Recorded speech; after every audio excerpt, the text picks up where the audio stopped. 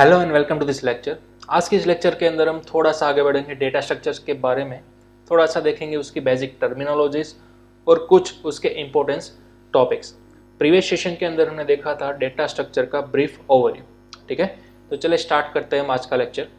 हाँ, आज का लेक्चर ही थोड़ा सा हमारा थियोरेटिकली जाने वाला है। थोड़ा सा हम लास्ट के अंदर बात करेंगे किस तरह से आपको प्रैक्टिकल एक टेक्स्ट एडिटर का यूज़ करना है through out this semester. Okay, तो चलिए सबसे पहले हम बात करते हैं, थोड़ा सा समरी हम रिवाइज कर लेते हैं। डेटा स्ट्रक्चर क्या था? डेटा स्ट्रक्चर यानी कि हमने देखा था अ सेट ऑफ रूल्स, यानी कि एब्स्ट्रैक्ट डेटा टाइप्स, आप बोल सकते हो एल्गोरिथम्स, लेकिन उन सभी का कॉम्बिनेशन यानी कि one type of data structure. ये एक तरह का रास्ता भी था कि आप मेमोरी के अंदर अपना डेटा किस तरह से ऑर्गेनाइज या फिर स्ट्रक्चराइज कर सकते हो। ओके, देखिए यहाँ पर लिखा हुआ है data structure can be defined as a group of data elements which provides an efficient way of storing and organizing data in the computer so that it can be used efficiently. Right, तो यहीं तक हमने last के अंदर देखा था, उसकी definition को डिटेल के अंदर समझा था विथ एग्जाम्पल। हमने कई सारे एग्जाम्पल भी देखे थे डेटा स्ट्रक्चर के, for example arrays, linked list, stack और क्यू। ठीक है, अब डेटा स्ट्रक्चर का यूज वाइडली कहाँ पर किया जाता है?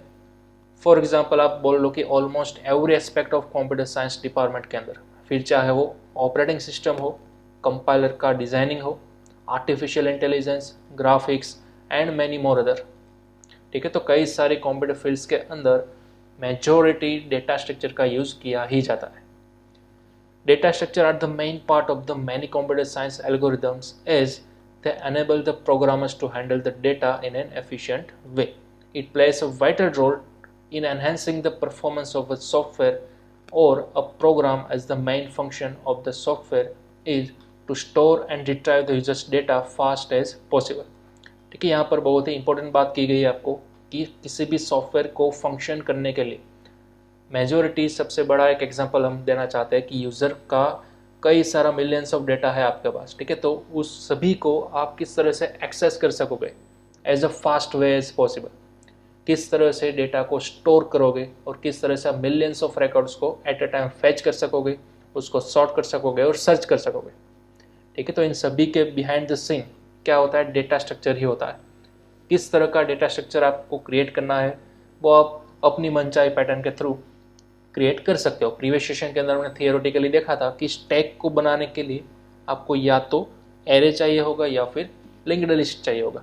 राइट, लेकिन इस तरह के कई सारे आप अपने खुद से डेटा स्ट्रक्चर्स क्रिएट कर सकते हो।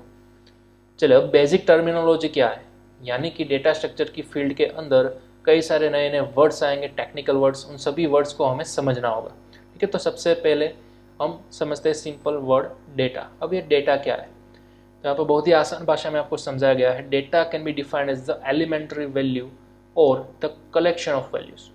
For example, students name and its ID are the data about the student. For example, यहाँ पर सभी का स्टूडेंट के कंटेक्स्ट के हिसाब से आपको एग्जाम्पल दिया गया है, यानी कि एक स्टूडेंट का नेम हो सकता है और उसकी आईडी भी हो सकती है। तो ये नेम और आईडी, ये दोनों स्टूडेंट के लिए क्या हुए? उनके डेटा हुए। राइट, तो डेटा यानी कि collection of multiple values, simple. उसी हिसाब से अगर हम देखने जाए ग्रुप आइटम्स, ग्रुप आइटम्स यानी कि क्या? Data items which have subordinate data items are called group item. For example, name of a student can have first name and the last name, यानी कि जो सबसे पहला एक डेटा पार्ट था, उस डेटा को चंक्स के अंदर अगेन फर्दर डिवाइड किया गया। ठीक है, स्टूडेंट का फुल नेम तो होता ही है, लेकिन फुल नेम के अंदर भी अगर आप कैटेगराइज करने जाओगे तो वहाँ से आपको मिलेगा फर्स्ट नेम और लास्ट नेम। तो फर्स्ट नेम और लास्ट नेम स्टूडेंट के फुल नेम के क्या हो गए? ग्रुप आइटम्स हो गए। राइट, तो इस तरह से सिर्फ डेटा को डिवाइड किया गया है और कुछ भी नहीं। उसके बाद एक टर्मिनोलॉजी आती है record. What is record? Record can be defined as the collection of various data items.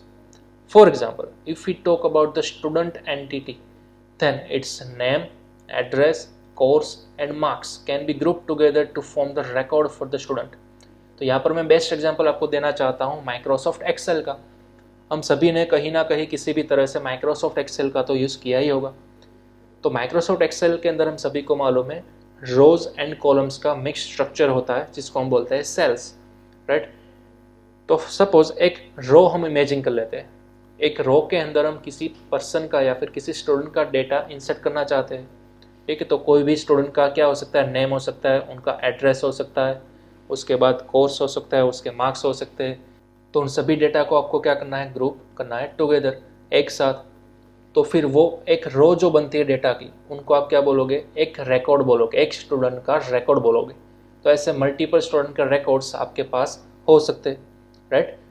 तो बिहाइंड द सीन रो को ही हम प्रोनाउंस करेंगे रिकॉर्ड, ठीक है, रिकॉर्ड बोलिए या फिर मल्टीपल रोज बोलिए, दोनों सेम ही है। चलिए उसी तरह से अब नेक्स्ट फाइल आता है। फाइल क्या है, file is a collection of various records of one type of entity. For example, अगर हमारे पास 60 एम्प्लॉयज हैं, ठीक है, then 20 records in the related file where each record contains the data about each employee। देखिए यहाँ पर क्या कहा गया कि अगर एक क्लास के अंदर 60 एम्प्लॉयज हमारे पास है, then after there will be 20 records in the related file, ठीक है। उसी फाइल के अंदर 20 records ऐसे होंगे जो कि एक दूसरे के साथ रिलेट करते होंगे किसी ना किसी तरह से, और ऐसा ईच एंड एवरी एम्प्लॉय के बारे में हमें देखना है।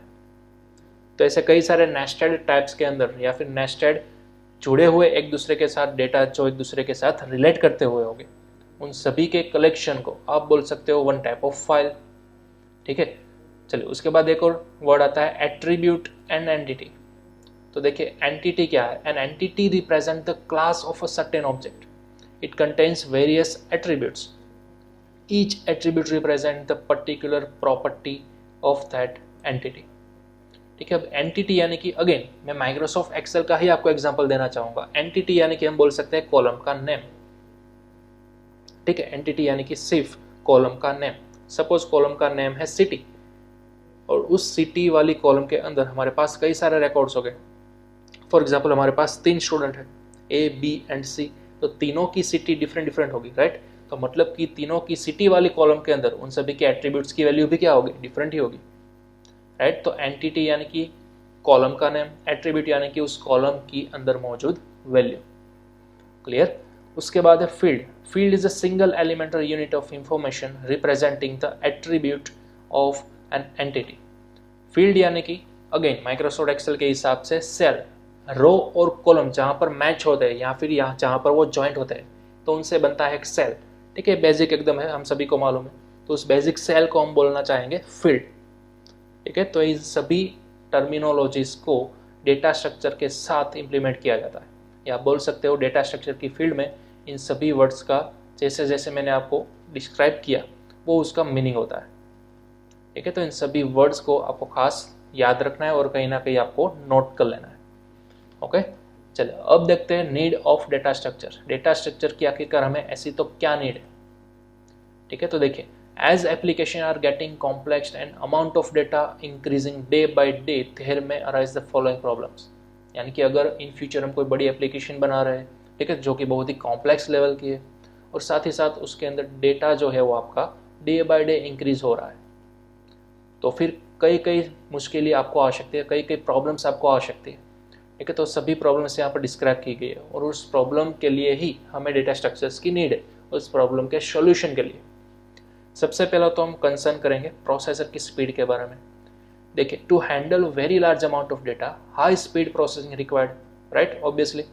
But as the data is growing day by day to the billions of files per entity, processor may fail to deal with that much amount of data.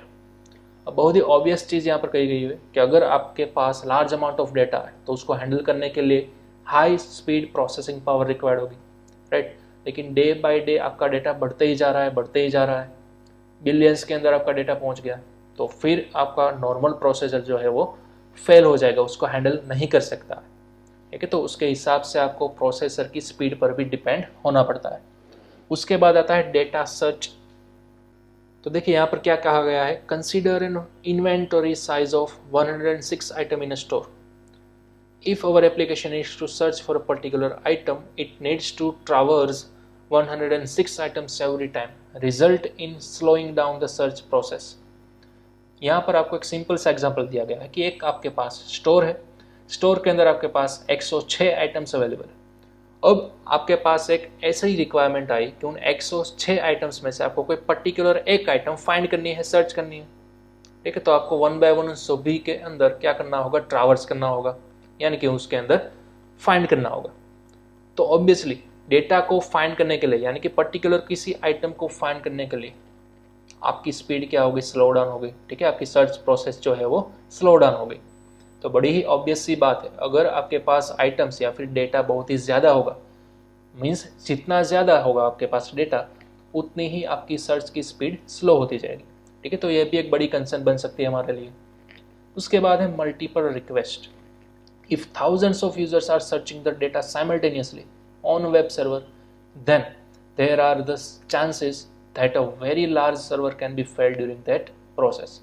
Doesn't matter कि आपके पास कितना बड़ा सर्वर है, ठीक है, आपने उसके अंदर सभी डेटा स्टोर करके रखे हुए, लेकिन at time thousands of user अगर उसी सेम डेटा को एक्सेस करने की ट्राई कर रहे हैं या फिर उसको सर्च करने की ट्राई कर रहे हैं, तो फिर चाहे जितना बड़ा आपका सर्वर होगा वो कभी ना कभी तो फेल होने ही वाला है। ठीक है, तो मल्टीपल रिक्वेस्ट को किस तरह से हैंडल किया जाए वो भी हमारे लिए एक बहुत ही बड़ी कंसर्न बन सकती है। ठीक है, तो ये 3 कंसर्न जो है, इसको सोल्व करने के लिए आपको प्रॉपर डेटा स्ट्रक्चर की रिक्वायरमेंट होगी, उसकी नीड होगी। क्लियर? चलिए, यहाँ पर एक और बात गई है, in order to solve the वो problems data structures are used, data is organized to form a data structure in such a way that all items are not required to be search and required data can be search instantly. जैसा कि हमने अभी भी in previous concern की बात की, अगर हमारे पास लार्ज अमाउंट ऑफ डेटा है तो उसके अंदर सर्चिंग के लिए हमारे पास बहुत ही ज़्यादा टाइम एक्सपेंस हो जाता है, लेकिन डेटा स्ट्रक्चर को इसी तरह से हम डिज़ाइन करेंगे कि उसके अंदर ऑर्गेनाइज किए गए सभी डेटा उसी तरह से अरेंज हो ताकि हमें जो भी डेटा रिक्वायर्ड है वो इंस्टेंटली हमारे तक पहुंच सके। ठीक है, तो इसी तरह से हमें डेटा स्ट्रक्चर को डिज़ाइन करना है। ओके, उसके बाद एडवांटेजेस ऑफ डेटा स्ट्रक्चर।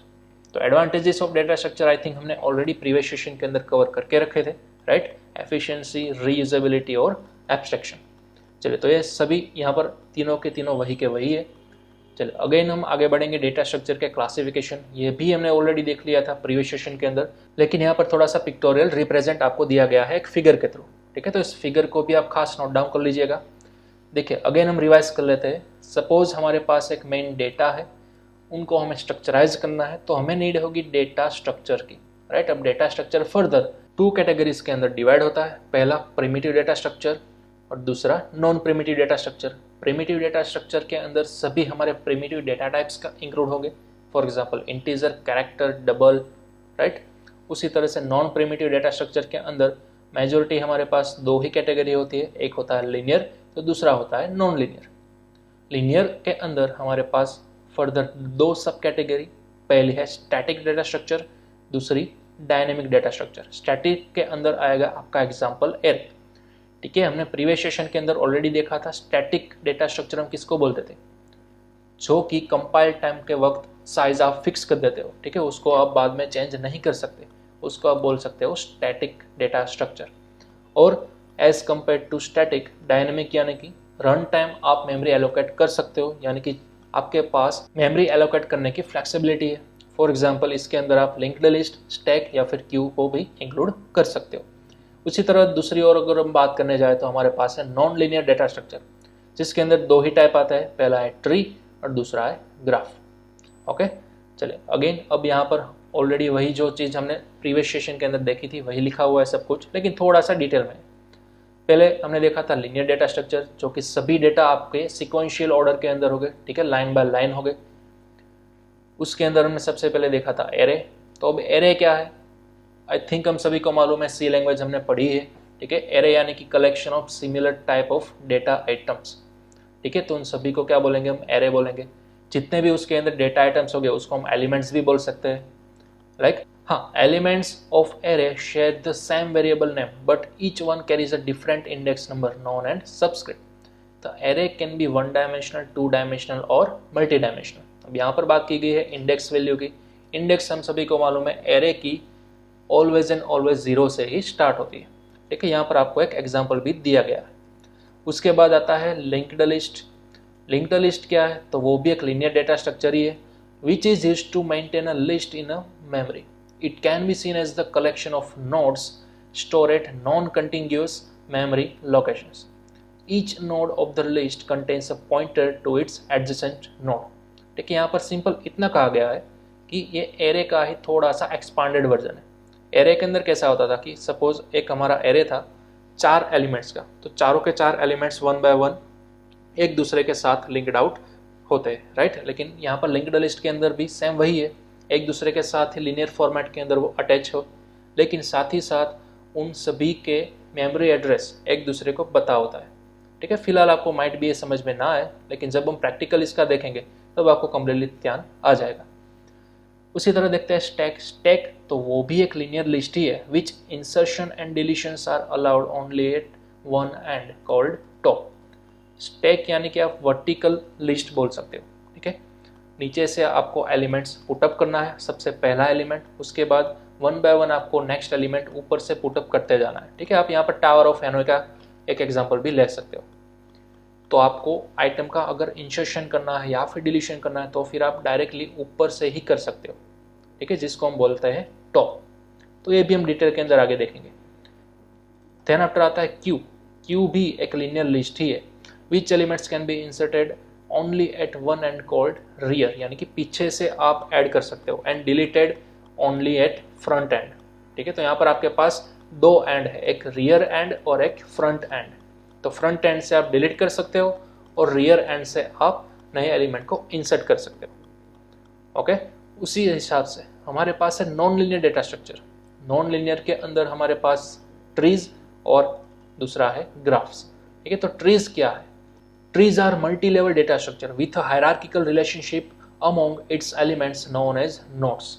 ठीक है, एरे के अंदर जितने भी डेटा आइटम्स थे उसको हम बोलते थे एलिमेंट्स, लेकिन यहाँ पर जितने भी डेटा आइटम्स हो गए उसको हम बोलेंगे नोड्स। ठीक है, जब हम ट्रीज देखेंगे तब आपको परफेक्टली ख्याल आ जाएगा कि किस तरह से ट्रीज को बनाना है और किसको एग्जैक्टली हम नोड कॉल करेंगे। ठीक है, उसी तरह से यहाँ पर आता है आपको ग्राफ्स। तो ग्राफ्स भी ठीक उसी तरह काम करते हैं जिस तरह से काम करता है ट्रीज, लेकिन थोड़ा सा पार्शियली अलग होता है। Graph can be defined as the pictorial representation of the set of elements. ठीक है, उसको आप रिप्रेजेंट करोगे वर्टाइसिस के थ्रू, connected by the links known as edges. तो यहाँ पर आपका कंसेप्ट आएगा एजेस और वर्टाइसिस का। ट्रीज के अंदर आपका कंसेप्ट आएगा लीफ नोड और रूट नोड का। ठीक है, तो मैं अगेन आपको सिर्फ एक ओवरव्यू दे रहा हूँ। ठीक है, ये सभी खत्म करते करते हमारा पूरा सेमेस्टर ही निकल जाएगा। क्लियर? तो सभी डिटेल्स के अंदर आएंगे आपके टॉपिक्स। ये सिर्फ टर्मिनोलॉजीज आज हम देख रहे हैं बेसिक, कि डेटा स्ट्रक्चर के अंदर कौन कौन से वर्ड्स, कौन कौन से टेक्निकल सिनोनिम्स आपको याद रखने हैं और आपको पढ़ने हैं। ठीक है, अगेन एक बार और हम देख लेते हैं ऑपरेशंस ऑन डेटा स्ट्रक्चर, जो कि ऑलरेडी हमने प्रीवियस सेशन के अंदर किया था। ठीक है, ट्रावर्सिंग क्या होता है, इंसर्शन क्या होता है, deletion, searching, sorting and merging. I think 2 से 3 यहाँ पर नए आए हैं। ठीक है, ट्रावर्सिंग यानी कि every data structure contains the set of data elements, right? Traversing the data structure means visiting each element of the data structure in order to perform some specific operation like searching or sorting. यानी कि आपके data structure के अंदर मौजूद each and every elements को आपको क्या करना है, विजिट करना है। ठीक है, तो उस विजिटिंग की प्रोसेस को ही बोला जाता है डेटा स्ट्रक्चर के अंदर ट्रावर्सिंग। अब क्यों हम each and every element को विजिट करेंगे? क्योंकि ऑब्वियसली या तो हम सर्चिंग कर रहे होंगे या फिर हम सॉर्टिंग कर रहे होंगे, तभी हमें सभी एलिमेंट्स को देखने के लिए जाना होगा। ठीक है, तो सर्च करने की प्रोसेस या फिर सॉर्ट करने की प्रोसेस के लिए हमें सभी एलिमेंट्स को 1 बाय 1 विजिट करना होगा। तो उस विजिटिंग की प्रोसेस को हम टेक्निकली बोलेंगे ट्रावर्सिंग। क्लियर? चलिए, देन आफ्टर है इंसर्शन। तो इंसर्शन हम सभी को मालूम है, डेटा स्ट्रक्चर के अंदर कई सारे एलिमेंट्स होते हैं। ठीक है, आपको एक नया एलिमेंट ऐड करना है तो फिर उस प्रोसेस को बोलते हैं इंसर्शन। अगर आपके पास कोई एलिमेंट ऐसा है जिसको आपको डिलीट करना है तो उस प्रोसेस को बोला जाएगा डिलीशन। अगर आपको सर्च करना है तो उसको बोला जाएगा ऑब्वियसली सर्चिंग। सॉर्ट करना है तो आप उसको सॉर्टिंग कर सकते हो असेंडिंग ऑर्डर के अंदर या फिर डिसेंडिंग ऑर्डर के अंदर। सेम उसी तरह से एक नया ऑपरेशन आ रहा है मर्जिंग। मर्जिंग यानी कि कंबाइन करना, या फिर प्रोग्रामेटिकली आपने कई बार सुना होगा कॉन्कैट करना। कॉन्कैट करना यानी कि 2 चीज़ों को ज्वाइन करना, मर्ज करना। ठीक है, तो सपोज हमारे पास 2 लिस्ट है, लिस्ट ए और लिस्ट बी। उन दोनों की साइज भी रिस्पेक्टिवली दे गई हुई M एंड N। तो उन सभी को ज्वाइन करना है आपको। ठीक है, तो आपको A+B करने के जरिए आपको एक नई लिस्ट मिल जाएगी जिसका नाम हमने रख दिया सपोज C, और उस नई लिस्ट की साइज भी कितनी होगी, ऑब्वियसली उन दोनों की लेंथ के एडिशन के बराबर, यानी कि M+N के बराबर। ठीक है, तो ये जो प्रोसेस हमने की उसी को बोला जाएगा मर्जिंग प्रोसेस। ठीक है, तो ये 6 टाइप के टोटल ऑपरेशन है जो कि आप डेटा स्ट्रक्चर पर परफॉर्म कर सकते हो। क्लियर? तो चलिए इसका भी आप स्क्रीनशॉट ले लो। ठीक है, तो इतनी प्रोसेस, इतने operations, then after data structure के क्लासिफिकेशन, ये फिगर आपको कंप्लीटली रिमेंबर रखनी है। ठीक है, और क्यों हम डेटा स्ट्रक्चर का यूज करेंगे, क्यों ये सब्जेक्ट इतना इंपॉर्टेंट है, वो आज हमने देखा। ओके, चलिए अब नेक्स्ट हम देखेंगे इसी लेक्चर के अंदर कि आपको थ्रू आउट द सेमेस्टर कौन सा टेक्स्ट एडिटर यूज करना है। ठीक है, ऑब्वियसली हमारा गोल क्या है कि डेटा स्ट्रक्चर को प्रैक्टिकली परफॉर्म करना है, राइट। तो आप सी लैंग्वेज के अंदर किसी भी एडिटर के अंदर उसको परफॉर्म कर सकते हो। ठीक है, वो आपके ऊपर है। फिर चाहे आप टर्बो सी का यूज़ कीजिए, डेव C++ का यूज़ कीजिए, कोड ब्लॉक्स का यूज़ कीजिए, विजुअल स्टूडियो कोड का यूज़ कीजिए। ओके, डजंट मैटर, लेकिन आपके पास एक प्रॉपर टेक्स्ट एडिटर होना चाहिए जिसके अंदर आप कोडिंग कर सको। ठीक है, तो इस लेक्चर के अंदर मैं आपको बताता हूँ कि आप किस तरह से विंडोज़ पर और मैक पर अपना सी लैंग्वेज का फर्स्ट प्रोग्राम स्टार्ट कर सकते हो। ठीक है, तो फिलहाल मैं यहाँ पर हूँ मैक ऑपरेटिंग सिस्टम पर, तो मेरे पास यहाँ पर सबसे ईजीएस्ट वे है VS कोड का, यानी कि विजुअल स्टूडियो कोड। तो आपको सिंपल सर्च करना है विजुअल स्टूडियो कोड, तो आपको इस तरह का लोगो दिखाई देगा। यहाँ पर आपको इनकी वेबसाइट पर जाना है और यहाँ से आपको डाउनलोड कर लेना है, डाउनलोड मैक के लिए VS code, visual Studio code. ठीक है, यहाँ पर सिंपल आप डाउनलोड पर क्लिक कीजिए तो आपका डाउनलोड ऑटोमेटिक स्टार्ट हो जाएगा। ठीक है, आपको सिर्फ और सिर्फ यहाँ पर वेट करना है। देखिए यहाँ पर आप देख सकते हो आपका डाउनलोड जो है वो स्टार्ट हो चुका है। ठीक है, ये जिप फाइल होगी। उसके बाद हम सभी को आता है किस तरह से अनजिप करना है और नेक्स्ट करके इनको इंस्टॉल करना है। ठीक है, मेरे सिस्टम के अंदर ऑलरेडी VS कोड इंस्टॉल है, तो मैं डायरेक्टली आपको ओपन करके बता रहा हूँ। ओके, चलिए तो मैंने सर्च किया VS कोड और अब यहाँ पर मेरा VS कोड जो है वो कम्प्लीटली ओपन हो चुका है। ठीक है, आपको यहाँ पर दिख रहा होगा अनटाइटल्ड 1। तो सबसे पहले आपको एक नई ब्लैंक फाइल बनानी है। ये आपको देख सकते हो लेफ्ट हैंड साइड के अंदर आपके पास कई सारे ऑप्शन रहेंगे। ठीक है, यहाँ पर सबसे पहला ऑप्शन है फाइल एक्सप्लोरर का। तो यहाँ से आप अपना फोल्डर ओपन कर सकते हो जिस फोल्डर के अंदर आप सी लैंग्वेज की फाइल सेव करना चाहते हो। ठीक है, तो मैंने यहाँ पर क्लिक किया ओपन फोल्डर। देन आफ्टर आप कोई भी एक फोल्डर चूज कर लो। फॉर एग्जाम्पल मैं यहाँ पर डॉक्यूमेंट्स के अंदर ही एक नया फोल्डर क्रिएट कर रहा हूँ। न्यू फोल्डर, यहाँ पर हम देंगे C_programs।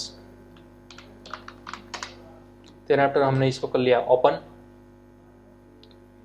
तो वो जो हमने अभी फोल्डर क्रिएट किया, ठीक है, वो आपके पास यहाँ पर सक्सेसफुली ओपन होकर आ जाएगा।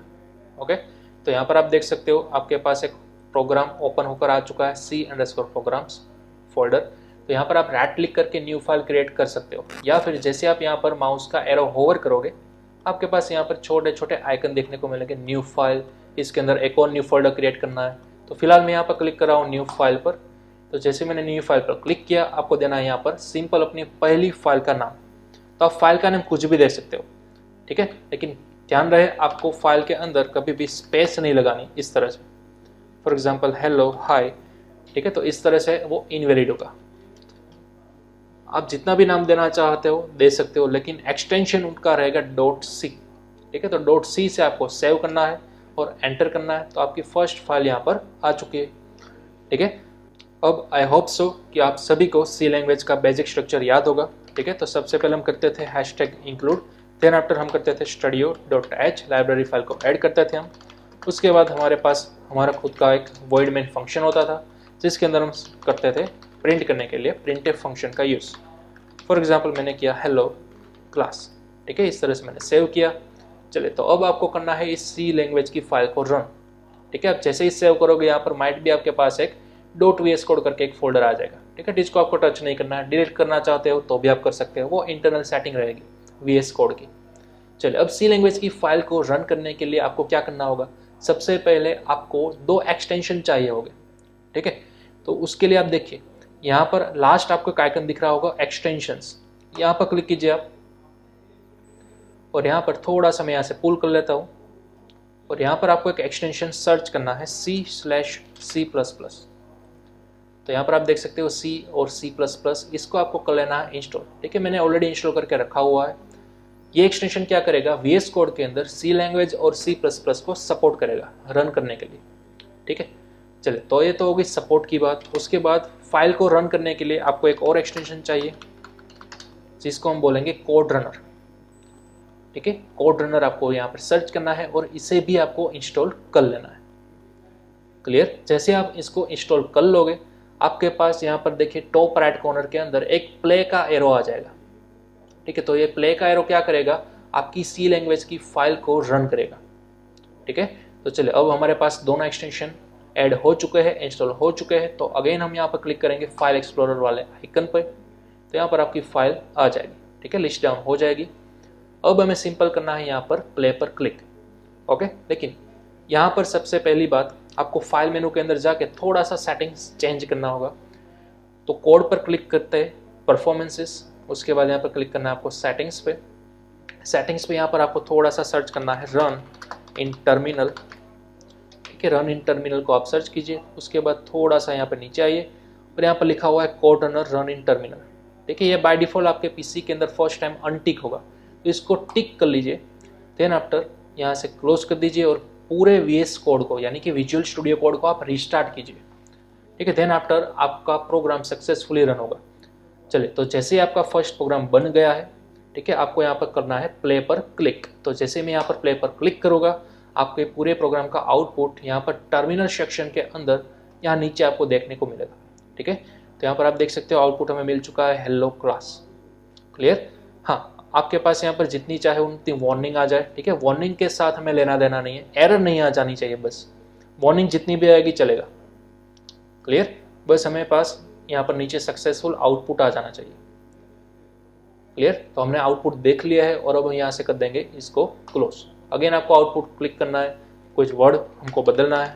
हेलो वर्ल्ड, न्यू लाइन के अंदर जाने के लिए /n/n, देन हमने लिखा hello class, again new line. ठीक है, तो ऐसा हमने सेव किया, अगेन यहाँ से किया प्ले, तो अब देख सकते हो हमें आउटपुट मिल चुका है हेलो वर्ल्ड हेलो क्लास। ठीक है, तो इस तरह से आप मैक ओएस के अंदर अपना C लैंग्वेज का फर्स्ट प्रोग्राम क्रिएट कर सकते हो और through out the syllabus, through out the semester आप मैक ओएस के अंदर VS कोड को इस्तेमाल कर सकते हो। ओके, तो ये तो चलिए हो गई मैक ओएस की बात। क्या होगा अगर आप विंडोज़ पर हो, तो विंडोज़ पर आप डेव C++ का यूज़ कर सकते हो। ठीक है, तो यहाँ पर अगेन मैंने सर्च किया डेव C++, तो इस तरह से आपको डेव C++ का लोगो मिलेगा। ठीक है, तो यहाँ से आपको क्लिक करना है डाउनलोड पर। तो यहाँ से आपको एक बटन दिखाई दे रहा होगा डाउनलोड। ठीक है, तो यहाँ पर आप कीजिए क्लिक। जैसे ही बटन पर आप क्लिक करोगे आपको एक न्यू पेज के अंदर रिडायरेक्ट कर देगा और आपको 5 सेकेंड्स तक वेट करना है। ठीक है, तो तब जाकर आपकी ये आउटपुट स्टार्ट हो जाएगा। तो यहाँ पर आप देख सकते हो आपका प्रोग्राम जो है वो डाउनलोड होना स्टार्ट हो चुका है। ठीक है, तो यहाँ पर आप अगेन इसको डाउनलोड होने दीजिए। देन आफ्टर जैसे ही डाउनलोड हो जाता है सेटअप कर दीजिए। बहुत ही सिंपल प्रोसेस है, नेक्स्ट नेक्स्ट करके इंस्टॉल करना है। ठीक है, थोड़ा सा layout same to same Visual Studio Code जैसा ही होगा। तो विंडोज़ यूज़र्स उन सभी को यूज़ करना है डेव C++। ठीक है, हाँ, VGS कोड भी, विजुअल स्टूडियो कोड भी आप लोग यूज़ कर सकते हो विंडोज़ यूज़र्स, लेकिन उसके अंदर थोड़ी सी आपको प्री रिक्वायरमेंट होगी। विंडोज़ के अंदर VS कोड चलाने के लिए आपको इंस्टॉल करना होगा MinGW। ठीक है, तो ये भी मैं आपको गाइड कर देता हूँ। माइट भी अगर आप विंडोज़ के अंदर भी VS कोड चलाना चाहते हो तो। ठीक है, तो जो भी मैंने अभी अभी प्रोसेस बताई आपको मैक ओएस के लिए सेटअप करने के लिए, तो हमने 2 प्लगइन इंस्टॉल किए या फिर 2 एक्सटेंशन C++ और साथ ही साथ रन कोडर। ठीक है, तो उसी तरह से आपको same to same process Windows के अंदर भी करनी होगी, विजुअल स्टूडियो के अंदर। लेकिन एक और तीसरी चीज़ भी आपको एक्स्ट्रा करनी होगी। क्या? सबसे पहले आपको डाउनलोड करना होगा MinGW का एक सेटअप फाइल। ठीक है, तो आप उसको डाउनलोड करने के लिए कहाँ पे जाओगे? First MinGW minimalist GNU for Windows download, यहाँ पर आप क्लिक कीजिए। अगेन यहाँ से आपको क्लिक करना है डाउनलोड पर। तो डेव C++ के डाउनलोड की जो प्रोसेस थी ठीक उसी तरह की प्रोसेस यहाँ पर भी। ठीक है, आपको अगेन यहाँ से 5 सेकंड का वेट करना है और जैसे ही वेट कर लिया आपके पास आपका सॉफ्टवेयर डाउनलोड होना स्टार्ट हो जाएगा। ठीक है, तो जैसे ही सॉफ्टवेयर डाउनलोड हो जाता है आपको सिंपल नेक्स्ट करके इंस्टॉल करना है। हाँ, MinGW को सेटअप करने के लिए आपको इंटरनेट की रिक्वायरमेंट होगी, ठीक है, क्योंकि इंस्टॉलेशन के वक्त के दौरान कई सारी छोटी मोटी फाइल्स को इंटरनेट के थ्रू फैच करेगा। तो सेटअप की प्रोसेसिंग फाइल थोड़ी सी लेंथी हो सकती है, ठीक है, लेकिन MinGW एक बार इंस्टॉल हो जाता है, then after Windows operating system पर भी आप VS कोड के अंदर सक्सेसफुल कोडिंग कर सकते हो, ठीक है। तो चलिए, इतना आपको ध्यान रखना था VS कोड के अंदर सी लैंग्वेज का कोडिंग स्टार्ट करने के लिए, ठीक है। तो बस आज के सेशन को हम यहीं पे ख़त्म करते हैं। नेक्स्ट लेक्चर के अंदर हम मिलेंगे फुल्ली प्रैक्टिकल सेशन के साथ। एरे क्या है, एरे को किस तरह से हम डिफाइन कर सकते हैं और किस तरह से उसके पास प्रैक्टिकल। चलिए, तो अब हम मिलते हैं हमारे नेक्स्ट सेशन के अंदर नए टॉपिक के साथ, लेकिन तब तक आपको आज के इस लेक्चर के 3 क्वेश्चन के आंसर फाइंड करने हैं। यहाँ पर आप स्क्रीन पर देख सकते हो अपने 3 क्वेश्चंस। studio.h फाइल क्या है, उसका फुल फॉर्म लिखना है, मेन फंक्शन आखिरकार है क्या और प्रिंटफ फंक्शन क्या है, ठीक है। तो आज के हमारे सेशन के 3 क्वेश्चंस रहेंगे, ओके। चलिए, तो अब हम मिलते हैं अपने नेक्स्ट सेशन के अंदर।